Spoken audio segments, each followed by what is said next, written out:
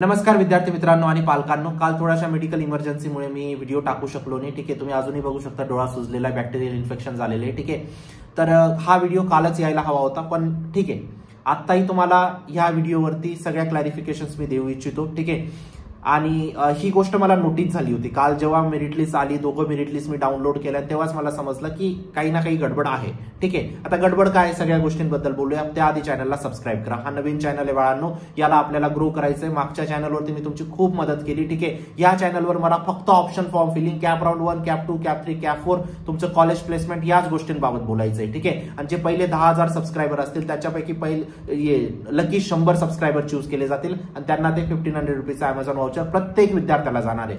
जे पण 100 lucky subscriber असतील पहिल्या 10,000 सबस्क्रायबर मधून. ठीक आहे, नक्कीच सबस्क्राईब करा चॅनलला. ठीक आहे, खूप काही तुमचं प्लेसमेंट होईपर्यंत मी तुमच्या सोबत असेल या चॅनलवरती. नक्कीच सबस्क्राईब करा. ठीक आहे, बोलूया आपण गडबड काय झाली, कुठं मिस्टेक झाली, सगळ्या गोष्टी झालेली आहे की नाही ते तुम्हाला ठरवायचंय. पूर्ण व्हिडिओ बघून तुम्ही प्रत्येक विद्यार्थी कॉमेंट करेल, तुमचं मत कॉमेंट करेल. ठीक आहे, चला बघा, आता ही ऑल इंडियाची लिस्ट आहे बाळांनो. काल 2 मेरिट लिस्ट जाहीर झाल्या, एक तुमची महाराष्ट्र कॅन्डिडेट आणि एक ऑल इंडिया कॅन्डिडेट. ठीक आहे, किंवा महाराष्ट्र कॅन्डिडेट ज्यांनी जेई दिली त्यांचं पण या ऑल इंडिया लिस्टमध्ये नंबर असतो. ठीक आहे, नाव असतं. ठीक आहे, आता ही लिस्ट आहे एआयची. इथं तुम्ही बघू शकतात, तुम्ही इथं बघू शकता ही ऑल इंडिया लिस्ट आहे. ऑल इंडिया लिस्ट मध्ये काय रे बाळांनो, असे कॅन्डिडेट ज्यांनी महाराष्ट्राचे कॅन्डिडेट आहे, ज्यांनी जेईची एक्झाम दिलेली आहे. ठीक आहे, किंवा ओएमएस म्हणजे आउटसाइड महाराष्ट्र स्टुडंट आहेत ज्यांनी जेई किंवा एमएसटीसीईटीची एक्झाम दिलेली आहे. या सगळ्यांची रँक कशात येते, ऑल इंडियामध्ये येते. ठीक आहे, आणि जी महाराष्ट्र कॅन्डिडेटची लिस्ट आहे तिच्यात कोणाचं येतं, महाराष्ट्र कॅन्डिडेट ज्यांनी एमएसटीसीईटीची दिलेली आहे त्यांचं नाव एमएचच्या लिस्टमध्ये येतं. दोघं लिस्ट मी तुम्हाला दाखवणार आहे, पण एवढी गोष्ट समजली. ठीक आहे, आता ह्या लिस्टमध्ये बाळांनो एक गोष्ट बघा, एचएससी पीसीएमचे पर्सेंटेज. ज्यात आता एक गोष्टीकडे तुम्हाला फोकस करायचा, हा जो कॉलम आहे हा बोर्डाचे मार्क्स आहेत सगळे. ठीक आहे, आणि हे तुमचे जेईचे मार्क्स आहेत. ठीक आहे, जेईचे पर्सेंटाईल आहेत, सॉरी. आता ज्या विद्यार्थ्याला जेई मध्ये 100 पर्सेंटाईल येतात, बोर्डामध्ये किती येतील रे बाळांनो, ऍटलीस्ट 95 अप असले पाहिजे.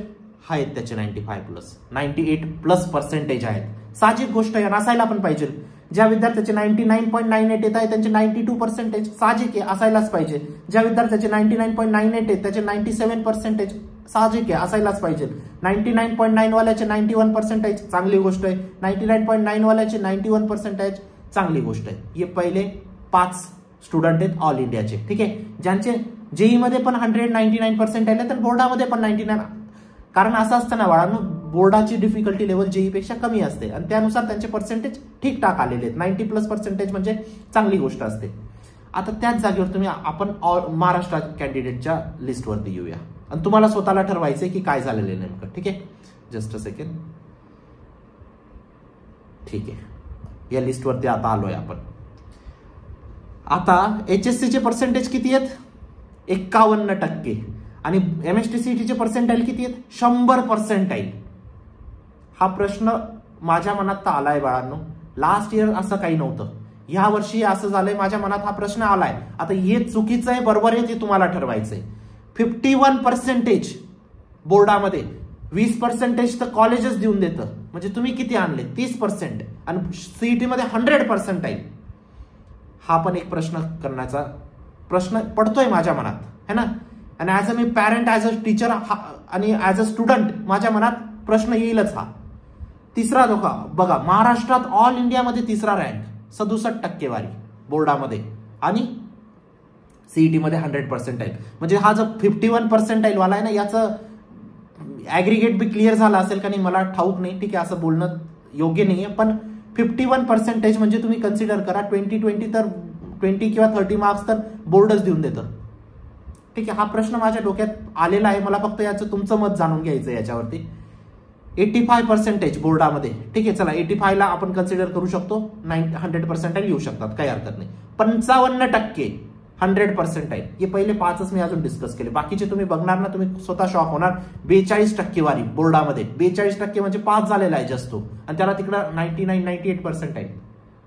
हा प्रश्न माझ्या मनात आलेला आहे आणि मी असं कन्सिडर करतो, स्टुडंटच्या मनात आला असेल की नाही मला ठाऊक नाही, पॅरेंटच्या मनात आला असेल की ठाऊक नाही, पण माझं ऍज अ जागरूक टीचर मला माहिती युट्यूबवर कोणी नाही बोलणार, कारण हे बोलायला पण खूप हिंमत लागते बाळांनो.